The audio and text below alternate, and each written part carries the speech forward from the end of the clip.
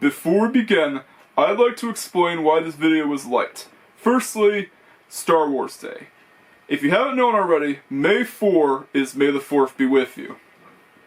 And because of that, I had to do something Star Wars related, so I chose to do a game review on Star Wars Episode 1 Racer.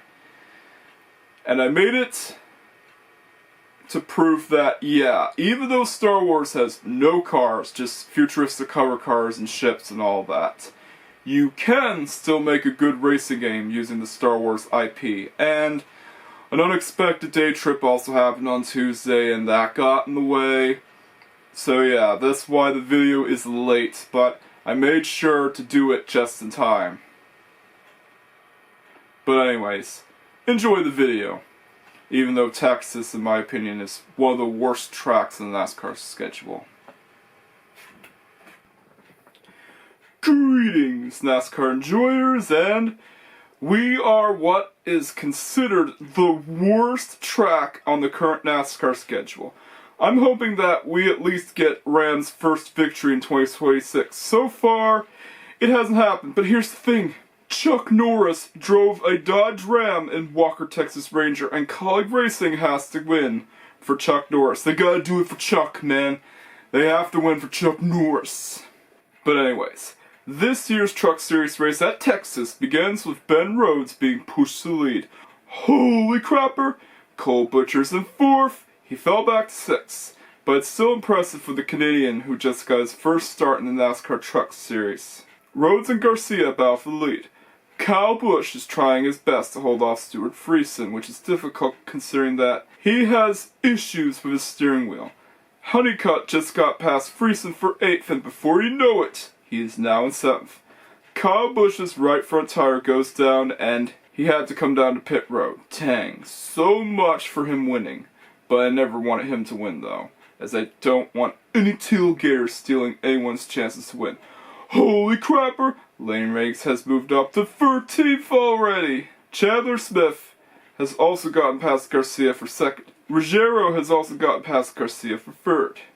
And Hocevar is in the top 5. And the caution just came out.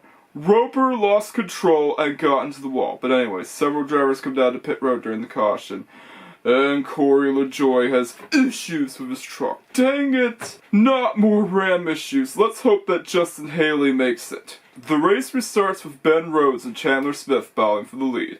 Ben Rhodes pulls away as Carson Hocevar, being Carson Hocevar, pushes Chandler Smith out of the way. And now he's in 2nd. And Vinny Tyrell gets penalized for a restart violation. Not again. A couple of more drivers also get penalized for restart violations. Dang it! Butcher gets out of the way of Majeski and he falls back to 12th. Rhodes continues to hold off Hocevar, who is becoming really fast. And just like that, Ben Rhodes does a phenomenal job at holding off Carson Hocevar for the stage win. But anyways, pit road is now open and our first race off pit road begins. Ty Majeski wins the race off pit road. The second stage begins with Brandon Jones jumping to the lead. Holy crapper! Here he goes again! Carson Hocevar is moving for the field, and he's now in 3rd, and then all of a sudden he's in 2nd! He is now right behind Brandon Jones. And the caution just came out. Take a guess who got involved in that incident. Yep, it's Cole Butcher. Ah, crap, I really wanted him to finish the race. And he's out of the race. That blows, man. That really blows, because I'm always rooting for Cole Butcher. Hopefully he'll finish better in the next race. But anyways, the race restarts with Brandon Jones and Carson Hocevar battling for the lead. Riggs just got past Hocevar for 2nd, and he's now in the lead. But he wasn't able to clear him. Hocevar is back in 2nd. Hocevar is now in the lead, and Chastain is right behind him. Contact then ensues with Taylor Gray and Brandon Jones. Holy crapper, this is getting intense. The battle is on. Hocevar and Rhodes continue to go at it. Hocevar tries his best to hold off Rhodes. Riggs got past Chastain for 3rd. Riggs is now in 2nd. Riggs and Hocevar engage in the battle for the lead, and Chris Wright gets involved in yet another caution. Whoop-de-frickin-do. Just get him out of NASCAR already. He's causing nothing but trouble. Jeez. He got into the wall and blew a tire. But anyways, our next race off pit road begins. And Lane Riggs has issues on pit road. Dang it, yeah, like, there was an issue with the rear window. It wouldn't come on, it just came loose. Anyways, Chastain wins the race off pit road. Riggs' chances to win the race go away as the window of his truck broke as the brace that was supposed to secure it is not secure anymore. But anyways, the race restarts with Mini Tyrell being pushed to the lead. He was in the lead until Hocevar got past him. Of course, it's Carson Hocevar, the Hurricane. Chastain fell all the way back to 11th, and just like that, Carson Hocevar wins the second stage of the 2026 Truck Series race at Texas. A few drivers come down to pit road during the stage caution. The third and final stage begins with Carson Hocevar jumping to lead. Ankrum is now in second. Hocevar tries his best to break off the draft. The battle for second goes 3 wide. Honeycutt and Ruggiero battle for second, while Ankrum backs off. Ruggiero is trying to get closer to Hocevar while Hocevar holds him off. Honeycutt gets past Ruggiero for second, as he got held up by Dirty Air. Riggs is now in 10th, and he's right behind Stuart Friesen. Hocevar continues to lead.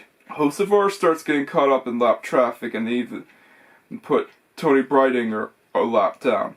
At least she's doing better than Catherine Lage and Danica Patrick. Klingerman unlaps himself. Ruggiero comes down to pit road, and next to join in is Carson Hocevar. Several more then join in. Lane Riggs stays out until he too pits in alongside Kyle Busch. Tanner Gray is now in the lead. After Tanner Gray pits in, Sutton takes over the lead. Meanwhile, contact ensues with Majeski and Chastain. Phew. I'm glad that Chastain is still in the race. Here we go. Sutton comes down to pit road. And Ruggiero is back in the lead. Wait, how did Lane Riggs get past Carson Hocevar? I thought he was way back. Another caution just came out. Tyler Ankrum gets taken out by Ben Rhodes and loses control. Luckily, he saved it. The race restarts with Ruggiero being pushed to the lead. Busch pushed Hocevar to second, and he's now in second. Busch gets blocked by Honeycutt, and he maintains the lead. Hocevar side drafts Honeycutt and then gets the lead back. Kyle Busch tried his best to get past Honeycutt, but Honeycutt holds him off. Busch got past Honeycutt and attempts to get past Hocevar. Oh man, so exciting. Yep. And another caution just came out when Stuart Friesen got loose. Oh, just great. An exciting moment ruined by a freaking caution. Yeah, he got loose, lost control, and then got involved with Grant's end finger. And the race gets red flagged for that. Oh, come on. That wasn't even severe enough to cause a red flag. It was just 2 trucks that got involved with each other. But it is Texas after all, where some of the stupidest stuff happens. But anyways, the race gets back to yellow and pit road is open, but no one pits in except for Chandler Smith. The race restarts with Hocevar being pushed to the lead. Hocevar manages to hold off multiple trucks. Hocevar Ruggiero battle for the lead, and another sudden caution just came out. Justin Haley got involved with Jake Garcia, and then the number 42 truck and Tanner Gray get wrecked out. Oh my goodness, this is awful. Now this is an incident worthy of a red flag. The race gets into the green-white checkered phase after an extensive cleanup was made. We also get an interview with Gio Ruggiero's crew chief during the broadcast itself. Here we go. The race restarts with Carson Hocevar and Gio Ruggiero bound for the lead. Hocevar takes the lead as Ruggiero gets loose as the final lap. And here we go. Carson Hocevar rides the Dente to victory lane again. Yeah, no, not everyone likes seeing Carson Hocevar winning. Not everyone likes Carson Hocevar, but that's understandable, because we all have different opinions. Just like how I like the NASCAR Next Gen car, whereas others hate it. Except for Rishu. Rishu likes the Next Gen car, and I understand why he likes it. It looks so cool, man. Even if Hocevar won, the race still gets a 9 out of 10. It was one of the most action-packed races at Texas, and he's also doing part of that victory celebration, but sadly, He hasn't driven his truck towards the wall because he was told not to do it. Oh well, that victory celebration at Talladega will still be celebrated for years to come. But anyways, it is time to sign off. Thank you for watching. If you like this video, then you know what to do. Don't forget to like, comment, subscribe, hit that notification bell just in case I haven't done so. Catch you guys next time, and peace out. Greetings, NASCAR enjoyers, and welcome back to the Andes Frozen Custard Free 40. Wait, it was previously known as the Andes Custard Free 100, and now it's the Free 40, meaning that this is possibly the longest race in the O'Reilly series so far. After the command to start their engines was given to the drivers, this year's Andes Custard Free 40 begins with Justin Allgaier and Brenda Jones bowing for the lead. The caution just came out. Taylor Gray got loose, and Corey Day also got damage done to his car. Not even William Sawalich is safe. Carson Quapple also got involved. The race restarts with Justin Allgaier jumping to lead. Another caution just came out. Mason Maggio and Austin Green both lost control and nearly got involved with Josh Williams. The race restarts again with Justin Allgaier continuing to lead. Another caution just came out. Seriously, 3 cautions in a row. Can you believe that? Yeah, Texas is prime drinking game material. It actually makes you want to have a drinking game. Whenever a caution comes out, take a shot. Brad Perez gets loose and got involved with Austin Green. And Brad Perez is out of the race. Should have gotten Carson Hocevar to drive that car instead. He would have won it, man. He would have been a worthy opponent to Kyle Larson. Corey Day is also out of the race as he got involved in an earlier incident. The race restarts again with Allgaier being pushed to the lead. Larson falls back while Allgaier pulls away. Zilich just got past Larson for second. So far, not much is going on. Just like that, Justin Allgaier wins the first stage of the 2026 Andes Frozen Custard Free 40. But anyways, our first race off pit road begins, and Justin Allgaier wins the race off pit road. We also get a tribute to Alex Zanardi, and I paid tribute to him in another video, so feel free to check it out whenever you can. And whenever that video is uploaded, because, yeah, my tributes alone can't do it justice in this video. I've done a separate video to pay tribute to him, and I've made a couple of special liveries in Gran Turismo 7 to honor his legacy, so check it out whenever you can. Jeb Burton also goes a couple laps down, but anyways. The second stage begins with Justin Allgaier and Connor Zilich bowing for the lead. Larson got past both Zilich and Allgaier, and they now bow for the lead. Allgaier is back, and he's right behind him. Holy crapper! Zilich just got past Larson for the lead, and he's pulling away from him. Man, talking about passing the torch. Mayer gets past Jones for 5th. Larson is now in danger of losing second to Allgaier, and just like that, Justin Allgaier is back in second. Even Cruz gets past Larson as he fell back to 4th. Austin Dillon comes down to pit road, and another caution just came out for debris. He ends up destroying one of his tires. Man, Texas is literal hell, and it is NASCAR hell, because it is one of the worst tracks in the schedule, and it's just caution after caution after caution after caution. The race restarts with Connor Zilich continuing to lead. Holy crapper! Mayer has gotten past Cruz and almost got past Allgaier. Mayer gets loose and Allgaier keeps second. Larson is back and forth and has gotten past Mayer, but Mayer is not going to give up that easily. And he almost held him off. Kyle C comes down to pit road. Cruz and Allgaier bow for second. Cruz is getting faster and faster, but Zilich holds him off and takes the stage win. Our next race off pit road begins and Connor Zilich wins the race off pit road. The third and final stage begins with Zilich continuing to lead, and Larson is right behind him. Quapple defends 9 for Sandy Smith. Cruz is trying to get past Larson, and the bow for the lead continues. Zilich gets loose, and they have contact while they bow for the lead. Allgaier is back in the mix, and he's ready to get past Cruz. He can't seem to do it as Cruz has got past Zilich for second. And there goes another exciting race.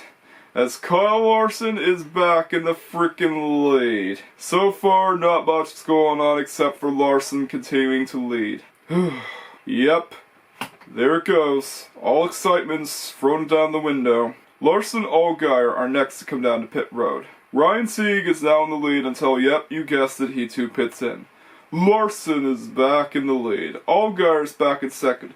Larson puts Austin Hill a lap down. Carruth loses control, gets into the wall, and causes yet another caution. Dang, Carruth is not having any luck.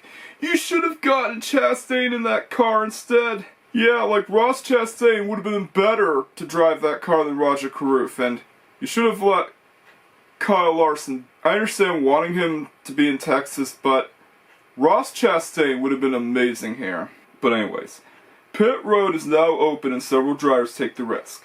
Ah, crap. Kyle Larson wins the race off pit road. The race restarts with Larson and Allgaier battling for the lead. Sammy Smith goes sideways. Allgaier and Larson go at it. With 2 to go, the battle is on. And Larson wins. Man, so much for Justin Allgaier winning. Yeah, I hate it when a freaking bushwhacker steals someone's win. So yeah, another exciting race that got killed by a bushwhacker win. Seriously, like, a lot of people are saying that the O'Reilly series is better than the Cup series because of the next-gen cars, and they hate the next-gen cars because they don't understand that the next-gen cars are supposed to be modern stock cars, and they're not used to seeing single-lug wheels. It's kind of foreign to them, but I like the next-gen cars. Yeah, this race proves that not every O'Reilly Series race is better than the Cup Series. I actually like the next-gen car. Yeah, I think it looks better than the O'Reilly Series car, but that's just my opinion. Some people like it because of the 5 lugs. Yeah, don't even get me started on that whole cars have to be stock argument. Yeah, like, I'm not going to go down that rabbit hole because of, yeah, I basically have to explain every modern car feature imaginable and why manuals are not as common on cars anymore and why steel rims aren't that common aside from base model cars and police cruisers, but they're not civilian vehicles and work vehicles. Yeah. This year's 2026 Andy's Frozen Custard 340 gets a 7 out of 10. It could have been a great race had Justin Allgaier won. But alas, it blows. It blows, man. It's not a very good race. It gets 1 point for the excitement, but yeah. Got killed by a friggin' bushwhacker win. But anyways, it is time to sign off. Thank you for watching. If you like this video, then you know what to do. Don't forget to like, comment, subscribe, hit that notification bell just in case I haven't done so. Catch you guys next time, and peace out. Greetings, NASCAR enjoyers, and we are at the 3rd race of the NASCAR Texas weekend, aka the worst track, well, one of the worst tracks in the current NASCAR schedule.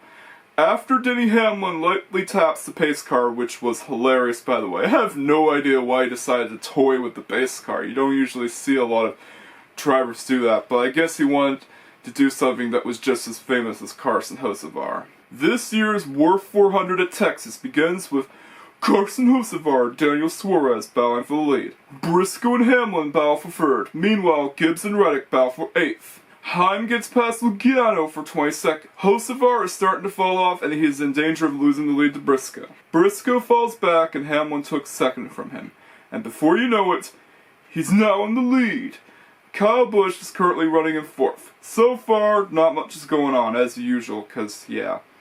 Next-gen cars, as much as I like them, are known to be very difficult to pass.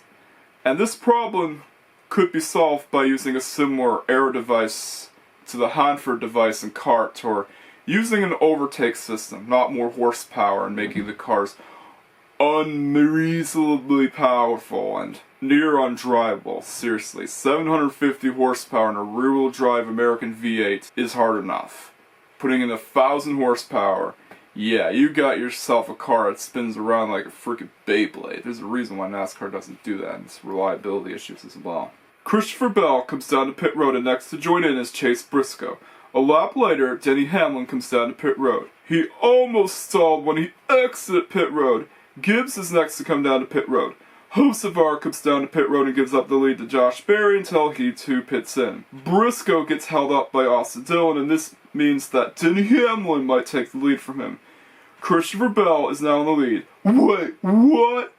You should have never cut to commercials here. Seriously, Fox, I hate it when they do that. When there's a important moment, bam, commercial time. Hamlin gets past Briscoe as they still can't get past Austin Dillon. Seems that Austin Dillon has learned from the Nikita Mazepin. Heim gets past Suarez and Reddick gets past Bowen for ninth. Contact ensues and Hamlin gets the lead from Bell. And right when Christopher Bell gets the lead, a caution came out. Todd Gilliland loses control and then he gets into Christopher Bell that causes him to get into the wall. And to rub salt in the wound, he also blows not one, but 2 tires. Good lord, I was right about Texas being NASCAR hell. But anyways, pit road is now open and several drivers take the risk to come down to pit road to flip the stage. Carson Hocevar wins the race off pit road. Eric Jones also stalled while exiting pit road. Another one. The race restarts with Eric Jones and Ricky Stenhouse Jr. battling for the lead. Chase Elliott gets past Hamlin and the battle in the mid-pack now goes 3 wide. Hocevar is in second already. Holy crapper, is in second! Despite this, Eric Jones wins the first stage of the 2026 War 400 at Texas, and that's all he's gonna win nowadays, because let's face it, Eric Jones ain't that good of a driver. And he's not gonna win Watkins Glen because he has the lowest average finish of road courses in the next-gen era. We also get the same tribute to Alex Zanardi, and as before, I highly recommend you to check out that one video where I showcase my Gran Turismo 7 builds to honor the legend himself.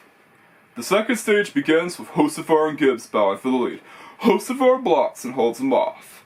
Gibbs gets loose after Hocevar bumps him, and Briscoe takes second.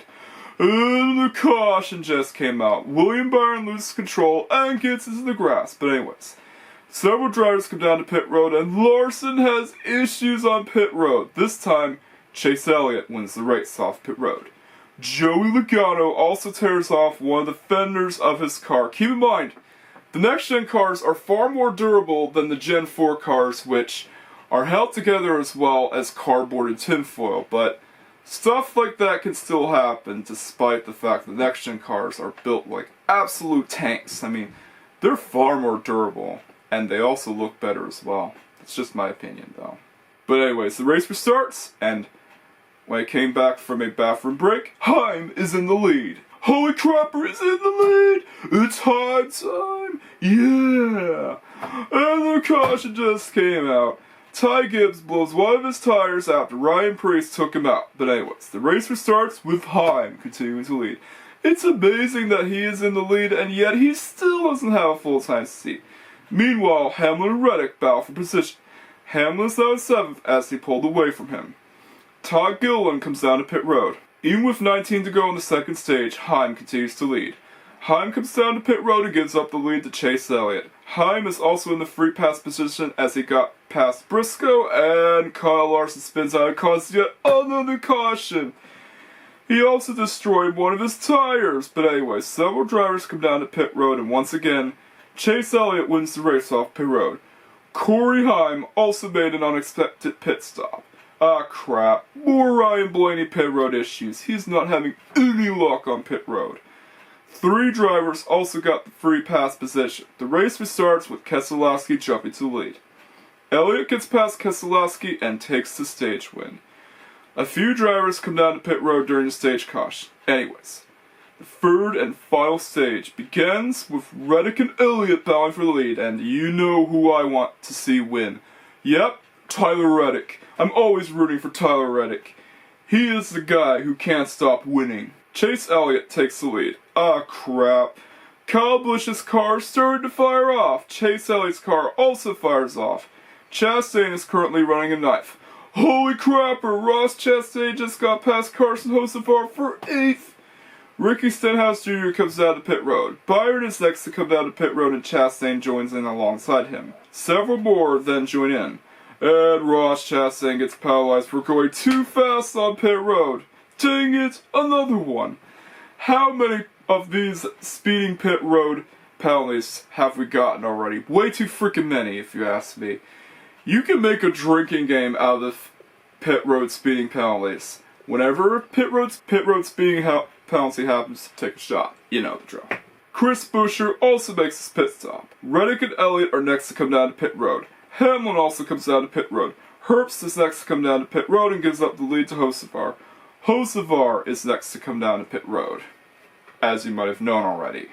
Elliott gets holed up by Noah Gragson. Hamlin and Reddick now battle for fourth. Elliott gets past Briscoe and he's now in second. Hamlin got past Reddick and he's now in fourth. Elliott gets the lead back after Corey Heim had to pit in. Hamlin's now in second. Reddick has issues with his car. Dang it! I wanted Tyler Reddick to win, man. He's the guy who I root for, and I'm more likely to root for him than Chase Elliott because as popular as Chase Elliott is, Tyler Reddick is the top dog to me. Chase Elliott's lead gap starts to shrink, and just when he gets held up by Brad Keselowski, another caution just came out. No, not Corey Heim. He wrecked out when things were just about to get good. At least Hamlin or Reddick will get a chance to win, but anyways. Pit road is now open and several drivers take the risk to come down to pit road. Tyler Reddick is first to come out. Since Reddick pitted, it's now up to Denny Hamlin to take a Texas victory. The race restarts with Chase Elliott and Denny Hamlin battling for the lead. It's the final lap, but someone spins out, but no caution is thrown. And Chase Elliott wins the 2026 Worth 400 at one of the worst tracks in the NASCAR schedule. Yeah, not the worst way that Chase Elliott could win Texas, if you ask me. Look at 2024. That race is like absolute hell. The race gets a 7 out of 10. I was hoping that there was going to be more action, but alas, it's not that exciting. And yes, I can see where some of the criticism towards the next-gen car comes from. But I think something like the Hanford device or an overtake button could work here, as it could increase passing, instead of, like I said, making the cars nearly undrivable. Yeah, I basically have to explain why 1,000 horsepower is not feasible with the next-gen car. I'm hoping that Reddick or Hamlin gets another shot at winning at the Glen, but SVG might get another win, and he is about to break NASCAR history by breaking Jeff Gordon's record, so watch out, Hamlin and Reddick. Although, Tyler Reddick is, well, he won at COTA, but I've never pictured him to be a road course driver. Like, I just don't think that Tyler Reddick is road course material, although he's won on some road courses, but Tyler Reddick to me is an oval driver. Yeah. Who knows what will happen at the Glen, but anyways, it is time to sign off. Thank you for watching. If you liked this video, then you know what to do. Don't forget to like, comment, subscribe, and hit that notification bell just in case I haven't already done so. Catch you guys next time, and peace out.